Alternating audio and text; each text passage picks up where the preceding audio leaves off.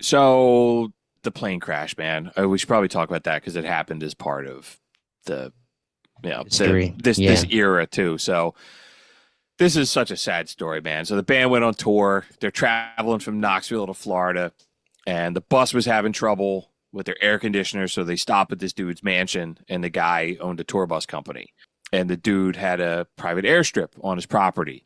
So the bus driver, Andrew Aycock, who is absolutely shitbag of the week. Dun dun dun. Sharon Osbourne probably is too, but so this bus driver, man, he's also a pilot. So he takes one of the guy's planes out for a joyride without permission. Hey, first he takes the tour manager and the keyboardist up, and they buzz the tour bus in an attempt to wake up everybody inside because people are all they're sleeping because they were out partying all night. After that, he lands and he takes Rachel Youngblood and Randy Rhodes up for a spin. And this dude, this asshole goes like, "Hey man, I promise I won't do anything crazy this time." As the Rachel Youngblood, who was a hairstylist, she had like a heart condition, and Randy was afraid of flying. So he's like, "No, man, Wow. I promise I won't do anything stupid." So Randy's like, "All right, man, I'll go up. I want to take some pictures with my camera, some aerial shots." So they get up there, and the guy starts flying like an asshole, and he buzzes the bus 3 times, getting closer and closer each time. And on the third attempt, the plane clips the tour bus, hits a tree, crashes into the garage of this giant mansion. Randy and Rachel were thrown through the cockpit and they died. And the were horribly burned in the fire. Why it's fucked up is the dude Aycock was one, his pilot license had expired. Two, he had killed somebody in another fatal plane crash 6 years earlier. And Sharon Osbourne knew this and didn't tell anybody. And then third, he had cocaine in his system when he did it because he was up partying and doing drugs with Ozzy the night before. Where was these people that owned the plane at? What the They fuck? were like they were in that house. They were so they just I don't know, man. You're that wealthy, you just leave your keys in your plane. Planes have keys. I have no idea. I don't know. Imagine. Yeah, I don't know. All right, Guy's smart enough to start the plane, right? all right. So then the other shitty part is Don Airy, the keyboardist for Ozzy. He was in the first that they were flying around. So he was out. He was the dude who saw the accident. He was on the side of the bus and he was taking photos of the plane with a telephoto lens. And he swears when the plane was coming in, he saw Randy and the pilot fighting in the cockpit over controls of the plane. And the rumor has always been that this guy, the bus driver, Aycock, his estranged wife spent the night at the tour bus. And he was like, let's get back together and all this shit. They got in another fight. And as he was flying around, she came out of the tour bus and he was like, fuck it, I'm just going to crash into her and kill her. And that Randy saw that and was trying to like pull it, like get control of the plane away from this guy who was coked up. It was going to, and then fighting over it. That's when they crashed. Oh, poor Randy and this woman. Right. And whether that was really happened or he was just in the plane and this guy on drugs being an idiot just did something stupid. Either way, it's just a horrible tragedy. When the plane was burning and standing there burning, you felt so helpless that you can't do anything to help these people, and they're your friends burning alive.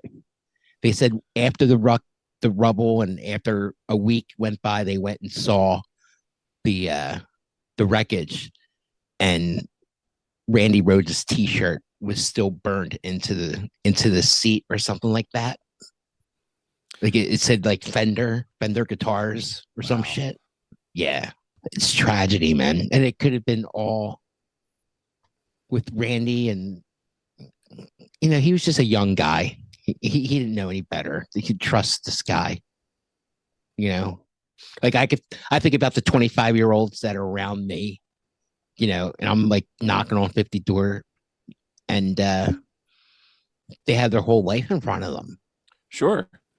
And just dumb shit, man. You like, yeah, the invincibility is that's so rock and roll too. It doesn't make it right, but it's so rock and roll.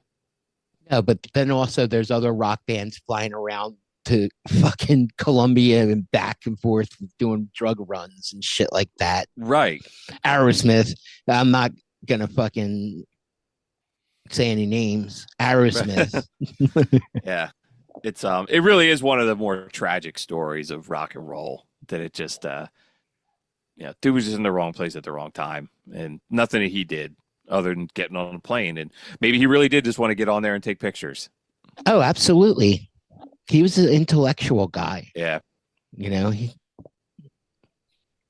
Sometimes I feel when these guys die young, like it makes them mythical with their story. But he's a dude. I think if he stuck around longer, like yeah, man, like if the Big Bopper hadn't have died, would people now know who the hell the Big Bopper was? I don't know. But it's like, yeah, somebody like Randy Rhodes, the talent transcends all that kind of shit.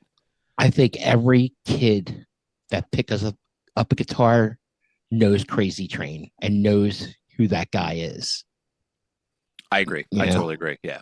Like I know all these kids at Sam Ash, and they just pick up a guitar and they're playing Crazy Train at 10 years old. They know who the fuck Randy Rhodes is, man. Yeah. It's not forgotten. Like Randy basically has gone our whole lives. I didn't know him until he was dead. Where he was dead years before I knew who he was. Yeah, he died in 1982. So you know, Yeah. we were little kids. And you know what else is effed up, man, is his girlfriend heard about him dying on the radio. That's so like, awful. yeah, dude, like the guys in Sabbath heard about it on the radio, and they didn't know if Ozzy was in the plane. Yeah, Randy's girlfriend, which is weird because that's how like Buddy Holly's Buddy Yeah. Holly's wife found out by watching on TV Yeah. that he died. And Tragic. and it's weird, man, because I saw a thing like Ozzy went on Letterman like 6 days later and gave an interview about it. It's like they only stopped touring for 2 weeks, and Sharon was like, "You got to get back on the road. You got to get back on the road." What a piece of shit she is. Right, and it's like, and what did that do to everybody? Grieves their own way and goes through their own shit, but it's like Ozzy's obviously not right in the head, man, and it's like, what did that do to his on everything else he's got going on? Like, how much more self-destructive did that make him? Sure, it shows. It shows. Sure. Look at like after that shit, like the ultimate sin. Look how bad he looks in those videos. He's bleached blonde hair. He's bloated. He's just running around with mascara on. Like he was fucking out there, man. He was Right. just Hey, he was a lunatic to begin with, and then you add like emotional trauma to him, and then like Yeah. you know, where does that go? Like the next level. And there was some story like one of the guys in the band said like they had to stay in town for a couple days for like the investigations and shit. And the one guy he went to church, and he said there was a guy in there like wailing like, why did this happen? Why? And it was he said it was Ozzy like in a church by himself. And I was Wow. like, I don't. You know, again, is that rock and roll history. right? Is that true? Is that part of the story? The story. I'll tell you one thing that is true that Sharon put in her book to ruin Randy's fucking iconic statue. She's like, "Oh, I had an affair with him."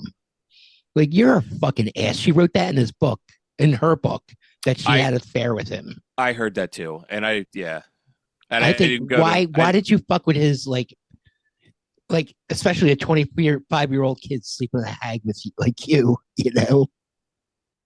Yeah, she's not a nice person. No, It's fun to watch her. Yeah, they say, "Oh, Ozzy sold his soul to Satan." Yeah, Sharon's it.